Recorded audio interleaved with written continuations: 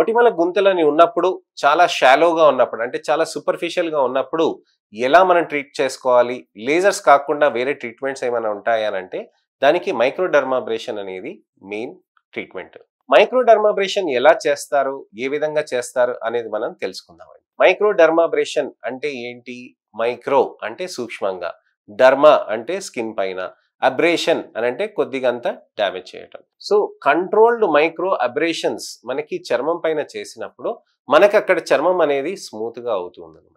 ఈ controlled micro abrasions అంటే ఏంటి? మనం చర్మం పైన ఇలా అంటాం చూడండి, అప్పుడు కూడా చర్మంలో మనకి మార్పులు అనేవి జరుగుతూ ఉంటుంది. సో జస్ట్ కేవలం ఇలా అన్నప్పుడే మనకి చర్మంలో కొద్దిగా డ్రైనెస్ అనేది అలా వచ్చేస్తూ ఉంటుంది అనమాట. సో ఇలా మైక్రోస్కోపిక్ గా మనకి అబ్రేషన్స్ జరగటం తోటి చర్మంలో కొలాజన్ స్టిమ్యులేషన్, చర్మంలో స్కిన్ కొత్తగా రావటం అనేది జరగటం ఉంటుంది. సో ఎలా అవుతుంది ఇది తెలుసుకుందాం. కంట్రోల్డ్ మైక్రోడర్మాబ్రేషన్స్ చేసేది రెండు విధాలుగా ఉంటుంది. ఒకటి క్రిస్టల్ తోటి, ఒకటి డైమండ్ తోటి. క్రిస్టల్కి మనం ఏం చేస్తామనంటే కొన్ని అల్యూమినియం క్రిస్టల్స్ అనేటివి చర్మం పైన వేసి దాన్ని మనం అబ్జర్వ్ చేయడానికని ఒక సక్షన్ ప్రెషర్ తోటి మనం దాన్ని వాక్యూమ్ తోటి చేస్తాం అనమాట.